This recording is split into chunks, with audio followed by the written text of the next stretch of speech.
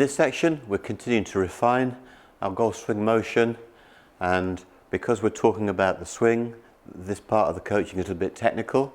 As you know, when you're on a golf course, I want you hitting shots, not making swings. But in the same way, when you drive a car on 3 pedals and a wheel. If the engine goes wrong, then the mechanic needs to know how the engine works. Okay? When you're driving the car, you don't need to think about that. So when we delve into these areas in greater detail, always remember, when you go back out on the golf course, it's prepare, coil, hit the shot. Keep that level of simplicity in your mind. However, if you just took me on trust and things didn't work, you can't put it back together. It's good to know how things work, as long as it doesn't cloud your mind and give you too much to think about. So, what is the purpose of the backswing? Well, I'm very clear about it. I believe that it's the creation of power in order to hit the shot. In the same way that I would stretch a catapult to put elasticity and then let go, and I can stretch the catapult slowly or quickly, the elastic goes at the same speed in release. So I'm on a little par 3 down the hill here at Spyglass, California, and I'm going through my pre-shot routine. Okay, and we're going to notice that the left shoulder starts the backswing. So I'm going to do it in slow motion for you. The left shoulder is going to ignite, and the left shoulder is continuing to control the backswing, and it gets against my Adam's apple and flush under my jawline. If I stand up, I'd be in perfect horizontal plane.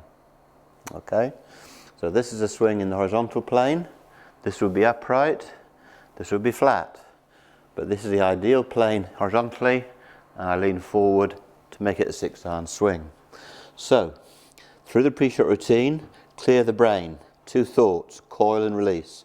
So I'm going to show you shoulder coil. Good. Okay, now send the ball. I caught that a fraction thin, but it's worked out beautifully because my basics were so sound. Now, if your swing has idiosyncrasies, you're dependent upon your timing to correct in the middle of a round. If your basics are sound, as I've just proved, you can mistime it slightly and still hit a very effective golf shot. Okay, now I just explained a minute ago that the purpose of the backswing is to create power. It is not to get in a good position. If it's to get in a good position, I'm going to teach you 13, 1 for every club. And then there's half shots, that's 26. 3/4 shots is 39. There's a myriad of shots to be hit.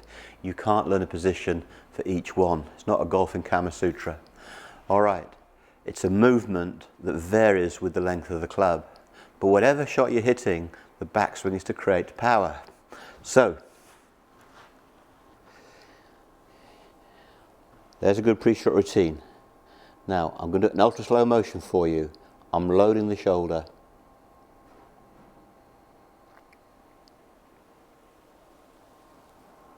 Okay, I can hit the shot from there.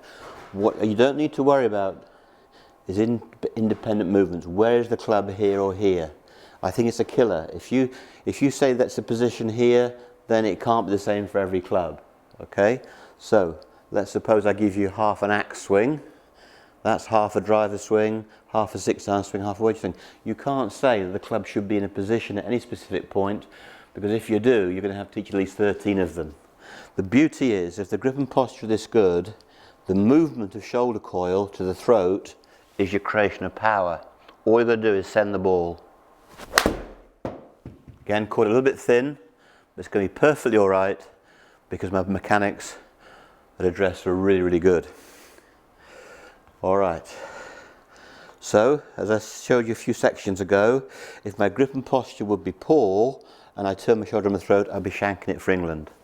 But if my grip and posture are at the level that I've encouraged you to be in these last few sessions, the left shoulder is 15 things. So let's go through them again. When you set up properly, the left shoulder journey, it's a 9-inch journey from here to my Adam's apple, that is my swing plane, it is my path, it's my width of arc. When I turn my left shoulder, my shoulders coil and twist, my torso coils, my hips coil, my legs coil, my knees stay flexed, my weight shifts. When I turn my left shoulder, my forearms rotate. When I turn my left shoulder, my wrists hinge. When I turn my left shoulder, I know how long my backswing should be. And when I turn my left shoulder, I know what pace it should be. So isn't that a fantastic thing? Great setup, turn the shoulder is 15 good things.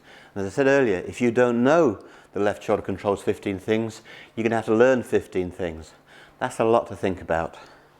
All right? Okay. Great pre-shot routine. Load the shoulder under the throat, create the power, send the ball towards the flag. Okay? The moment you start thinking about positions, you're going to kill the movement. There were no positions in the golf swing until somebody photographed a movement. Movements create positions, not the other way around.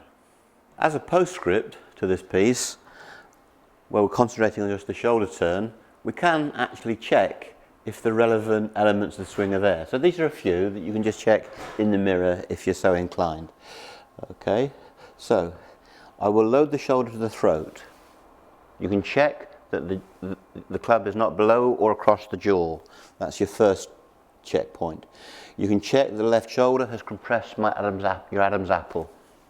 Okay, you can check that at the top of the movement the hip is coiled and the right leg has straightened a little bit. It still moves back a bit, but it doesn't totally lock. Okay, when the left shoulder hits the throat, I've basically stayed centered. I haven't let the coil take me into a sway or lateral movement. So in broad terms, I've stayed centered. We can tolerate a couple of inches of movement in the head, but not 4 or 5. All right, so when we turn the shoulder and stop, if we stand up, we can check how we're in plane. This would have been flat, this would have been wristy.